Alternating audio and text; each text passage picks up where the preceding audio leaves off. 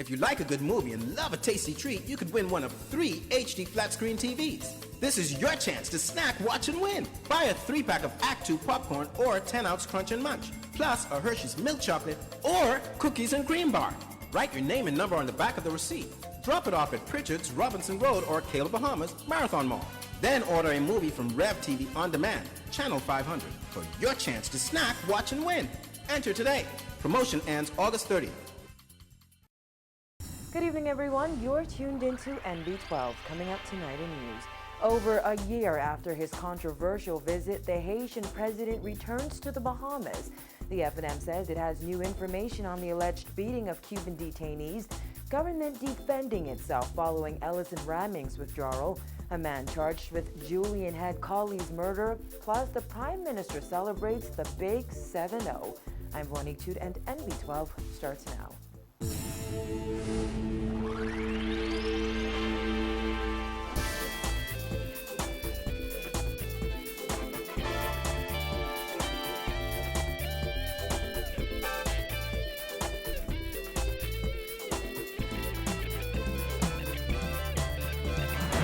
Topping news tonight, Haitian President Michel Martelly is back in the Bahamas and has referenced Bahamian politics yet again. Today, he visited Prime Minister Perry Christie at his home, where he talked about the importance of Haitian voters in last year's general election. Nakia DeVoe has a story.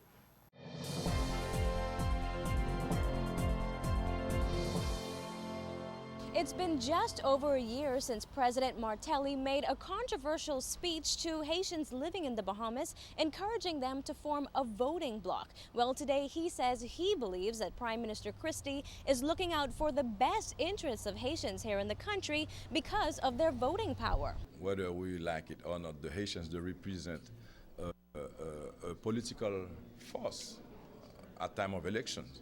And I'm sure that the Prime Minister, who is aware of that, not just because he needs them to vote for him, but the Prime Minister wants their well-being. He's a leader. He wants to change the condition of those living those who are in bad situations. So we have addressed the situation. I'm not panicking, and I've asked my ambassador to talk to the Haitian people. During a visit to the Bahamas in February 2012, Martelly told Haitians living here to form a voting bloc and align themselves with the political party that will best serve their interests. Those comments didn't sit well with Christie, who was opposition leader at the time. I wouldn't go into someone else's country and tell the people how to vote. And I don't want anyone from any other country coming here and telling me or the people of the Bahamas how to vote either. When you vote, there is only one set of interests you're supposed to be looking at. Only one question you should be asking yourself. What is best for my country, the Bahamas? And what is best for me as a Bahamian? No other country comes into it. It's all about the Bahamas. And it's all about Bahamians.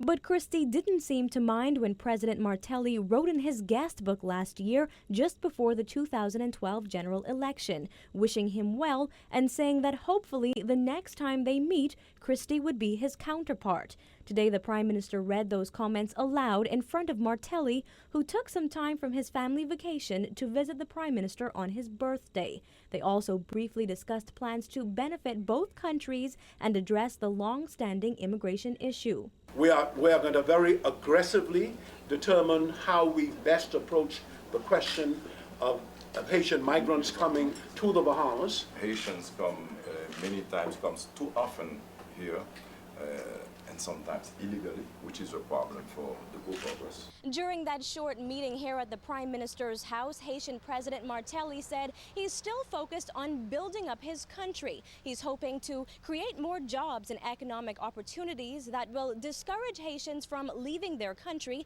and encourage Haitians here in the Bahamas to go back home. Haitians are looking for jobs, and if they can find it at home, they will remain at home. And if entrepreneurs would leave the Bahamas, come to Haiti, do business, it would be great for them as they would make money, and ourselves we would benefit on the aspect of the people finding jobs. And it would be on both our advantage on the immigration issue, where they would no longer have to take the boats and come here looking for jobs. Along with inviting Bahamian business persons to Haiti, Martelly told us that the Minister of Foreign Affairs and the Minister responsible for trade will also make a trip to the country to scope out opportunities. Looking at the north side of the country, identifying what can be done there, whether it's furniture, whether it's agriculture. Imagine products coming from Haiti. They come to the Bahamas, but they go first through Miami. We can figure out a way to do it.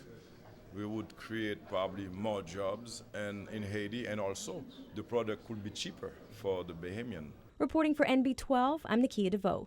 The Free National Movement is today claiming that it has new information about the alleged beating of Cuban detainees at the Carmichael Road Detention Center. Today, FNM Chairman Darren Cash and FNM leader Dr. Hubert Minnis said the party has seen a report that confirms 5 Cubans were beaten by officers at the detention center in retaliation for an escaped attempt in May. The FNM also claims that video that made international news is in actuality a recreation of that alleged beating, put together with the help of Defense Force officers. The FNM claims a report detailing this and more has been completed by June and wants action taken since it still has not been made public. It has now become clear that Minister Mitchell has exhausted every ounce of credibility as Minister of Foreign Affairs. The FNM is appalled at the dismal mismanagement of our country's foreign interests by Minister Mitchell. We call on Prime Minister Christie to 1. Dismiss Fred Mitchell from his cabinet forthwith, and 2. Release the full and unedited reports of all investigations that have been conducted to date. You can read more about that story in tomorrow's Nassau Guardian. And government is defending itself against questions and criticisms following its announcement that Dr. Ellison Raming chose to withdraw his name from consideration as Bahamian ambassador to the United States more than 3 months ago. Government made the decision to keep that detail a secret from the public, despite numerous calls from the opposition for more information about the status of Raming's appointment. Juan McCartney reports. After yesterday announcing that Dr. Raming would now serve as Bahamian ambassador to the United Nations and Dr. Eugene Nuri would fill the post of ambassador to Washington, D.C., Minister of Foreign Affairs Fred Mitchell explained why the government decided to keep the public in the dark while those diplomatic maneuvers were taking place. Foreign ministers have a very sensitive job to conduct.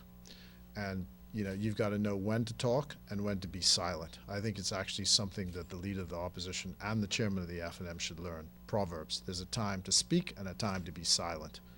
So once Dr. Raming indicated that he was no longer available for the position and we nominated someone, it was in the best interest, particularly given the criticism by these same folk now who's saying that we kept people in the dark. Remember, their argument was that we should not have announced Dr. Raming before an agreement. So we made the decision that we would say nothing until the matters had been settled.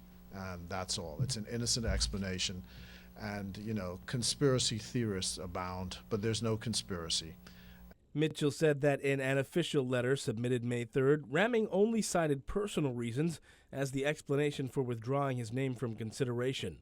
Mitchell's been on the hot seat in its capacity as minister in recent weeks, particularly with the Cuban detainee issue gaining international attention and a scathing critique in the aftermath of their repatriation. He defended his office against accusations that they ignored requests by the Panamanian government, which was seeking to offer asylum to some of those Cubans. Mitchell met with representatives from the government of Panama last night to square some of those issues away. This thing went all off the rails because a public announcement was made before anything was communicated to the Bahamas, so we didn't know what they were talking about. And then there was an announcement that somebody was coming to the Bahamas. Well, to discuss what? So that finally was resolved. The Foreign Ministry was directed to ask for an explanation as to why this would have been announced publicly without any knowledge or forewarning to us. Of course, Mitchell says an offer of asylum from Panama doesn't mean Cuban detainees will automatically be sent there. Any offer related to people going to a third country has to do with whether or not they have been adjudged to be eligible for asylum status. That's a different issue from people who are being repatriated to their country. And so those who have been adjudged for that status, if Panama is willing to take them, we've said the Bahamas government is willing to send them to that country, assuming a couple of things. First, that they want to go to that country. So we don't know any of that. For weeks now, the government has been criticized by Cuban protesters and at least one U.S. congressman and a U.S. senator for its alleged treatment and repatriation of those Cubans. Mitchell suggests they're targeting the wrong country. What these people are making noise about, I have no idea. And these vile things that their legislators are saying about the Bahamas, they don't say the same thing about the United States when they exercise the same powers. Kind of nonplussed about that. And we've said from the start, and the Prime Minister says I haven't said it often enough, that if they have influence over this matter, then the people you need to be demonstrating for or using your influence on are the authorities in the place where you live, and ask them to speed up the procedures to take these people in. Then we have no problem. Cuban Americans have stopped their protests in Miami, and Mitchell said he's got no interest in meeting with any of them. But as far as U.S. officials go, Bahamians will reach out to them to try to smooth things over. Now, as far as those two Cubans who remain in Her Majesty's prison, their attorney said that they're likely to be granted asylum by the U.S. before the end of the month. Mitchell said the U.S. is also likely to grant asylum to about 10 Cubans here in the Bahamas. Reporting for NB12, I'm Juan McCartney. And drama unfolded inside and out the magistrate's court today as the man accused of killing Julian Head's collie was formally charged. The 34-year-old was ambushed and murdered back in April, shortly after he arrived at a home in Millers Heights. The accused was chastised in court today after he disrupted proceedings and claimed his life was threatened. Take a look.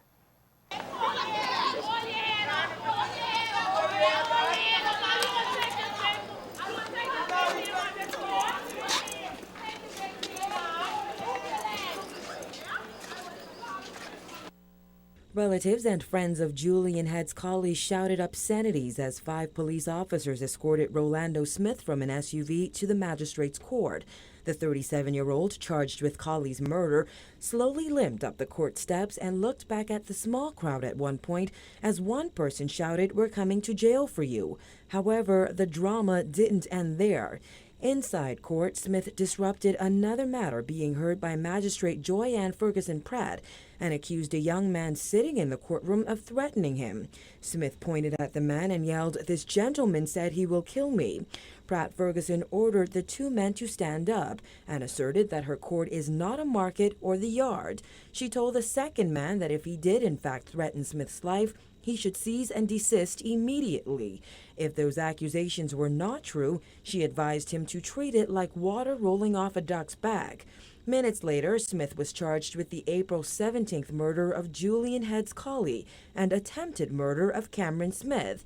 His arraignment comes 4 months after gunmen allegedly chased Collie and shot him before escaping in a Honda Civic. Smith was not required to enter a plea and bail was denied. However, when he informed Ferguson Pratt that he needed to see a doctor, she made it clear that she would not even contemplate the question of bail. However, she did request that he be allowed to see a doctor at Her Majesty's prison where he was remanded.